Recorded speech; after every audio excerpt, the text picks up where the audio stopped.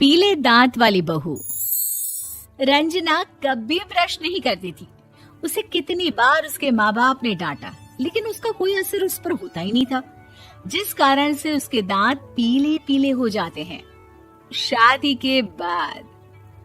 अरे बहू, वैसे तो तुझ में कोई कमी नहीं है, पर तेरे दांत इतने पीले कैसे हैं बेटा? कैसे मतलब? कोई सर्जरी थोड़ी ना कराई है। वो तो क्या नाम, मैं ब्रश नहीं करती थी तो पीले हो गए। अब क्या करूं? आप कहें तो लाल करवा लूं या फिर काले? यार ये क्या है, क्यों माँ से लड़ रही हो?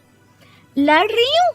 अरे मैं लड़ रही हूँ या ये बोल रही है कि दांत पीले हैं, पीले। अरे तपस्या थोड़ी ना की है इन्हें पीले करने के लिए। बकायदा ब्रश नहीं किया है 20 साल तक, तब जाकर। छी, कैसी बात कर रही हो? ये उस वक्त तो पीले नहीं थे जब हम लोग तुम्हें देखने आए थे। अरे तब साफ करवा लिया होगा डेंटिस्ट के पास जाकर। अब देखो कैसे पीले पीले लग रहे हैं। रंजना सास की तरफ गुस्से से देखती है। फिर शुरू हो गई पीले पीले पीले। अरे पीले तो तब भी थे जब मेरे हाथ का रसगुल्ला उड़ा उड़ा कर खा रही थी और बोल रही थी, लड़की नहीं गुणों का खजाना दे रहे भाई साहब आप। खैर, अब वो लोग करते भी तो क्या करते, पीले दांत वाली बहू पल्ले पड़ी थी तो झेलना तो था ही। एक दिन कीर्तन में रंजना गाना गा रही थी। अरे कमला बहन, माँ का द्वार है, यहाँ तो सब शुद्ध होकर आते हैं, फिर अपनी बहू को ब्रश भी नहीं करवाती तुम। दूर से पीले पीले दांत भक्ति में बाधा उत्पन्न कर रहे हैं। अरे कोई 2 साल के बच्चे थोड़ी ना लेकर आई हूँ मैं बहू बनाकर। अच्छी खासी लड़की है, अरे कैसे करवाऊं ब्रश? ये तो उसे खुद करना चाहिए ना। अब माँ बाप तो इसके जैसे तैसे निपटा दिए, ये नहीं सोचा कि सास कैसे संभालेगी। सास बहू को लेकर घर आ जाती है, लेकिन सोच लेती है कि अब इसे लेकर कहीं नहीं जाएगी। अगले रोज बहू कहती है, अरे क्या हो गया, मंदिर नहीं जाना क्या? कीर्तन का वक्त हो रहा है। मेरी मधुर वाणी से कान्हा जी जागते हैं और सोते हैं। आप तो जानती है ना उनकी भक्ति में कितना मन लगता है मेरा। वो क्या है ना, तबीयत ठीक नहीं लग रही है मेरी, आराम करूंगी मैं। तबीयत ठीक नहीं लग रही? अभी तो मिथुन के गाने पर नाच रही थी आप, और अब बोल रही है कि तबीयत ठीक नहीं लग रही। अरे भक्ति में मन लगा लो सासू माँ, ऊपर जाना है, क्या मुंह दिखाओगी आप? हाँ? सास को बहू की बात पर गुस्सा आ जाता है। मैं क्या मुंह दिखाऊंगी, इसकी चिंता तो ना कर, समझी? अपने मुंह की चिंता कर, जो ये पीले पीले दांत लेकर हर जगह पहुंच जाती है। पता है लोग कितना मजाक बनाते हैं। ना जी ना, मैं नहीं जाना कहीं तेरे साथ। तो ये बात है।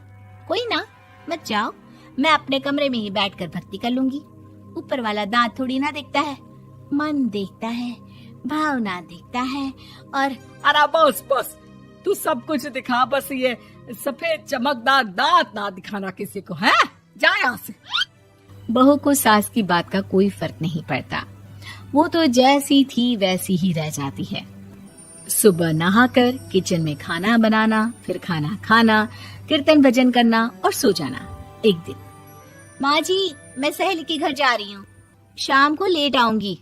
हाँ हाँ तो जाना, मैंने कौन सा तेरी आरती करनी है घर पर बैठकर। रंजना सहेली के घर जाती है, जहाँ वो पार्टी में जाने की तैयारी कर रही होती है।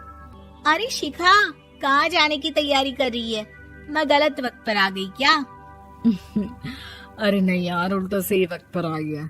मैंने ये साड़ी और ज्वेलरी निकाली है यार, शाम को इनके ऑफिस की एक पार्टी में जाना है। बताना कैसा लग रहा है ये सब? नहीं यार, इस ड्रेस के साथ तो वो वाली ज्वेलरी अच्छी लगेगी। हाँ हाँ सही बोल रही है, मैंने ध्यान ही नहीं दिया। वैसे तो हमेशा से मस्त फैशन सेंस रखती है। तो बड़ा जाती होगी ना पति के साथ पार्टी में। रंजना कुछ नहीं बोलती, बस सोचती है कि यार काश ये बात सही हो जाती, पर मैं क्यों नहीं जाती पार्टी में? क्या इन लोगों की कोई पार्टी होती नहीं होगी?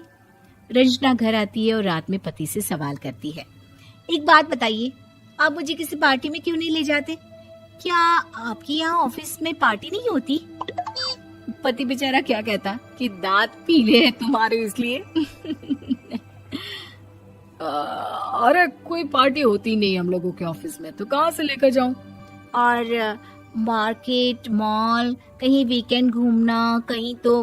अरे यार सारे हफ्ते में एक छुट्टी मिलती है, तो सोचता हूँ कि आराम ही कर लूं। क्यों? रंजना मन मार के रह जाती है। पहले कभी सास के साथ मंदिर जाया करती थी, लेकिन वो भी सास ने ले जाना बंद कर दिया। घर बैठी बैठी रंजना बोर हो जाती है। तभी उसे आइडिया आता है और वो मायके जाने का सोचती है। सासू माँ, 2 दिनों के लिए मम्मी के घर जा रही हूँ। अच्छा ठीक है, आराम से जा। और हाँ, माँ से कुछ अच्छी आदत सीख कर आना कि कैसे शरीर के हर भाग की तरह दांतों की सफाई भी जरूरी होती है, समझी? शुरू हो गई ना आप।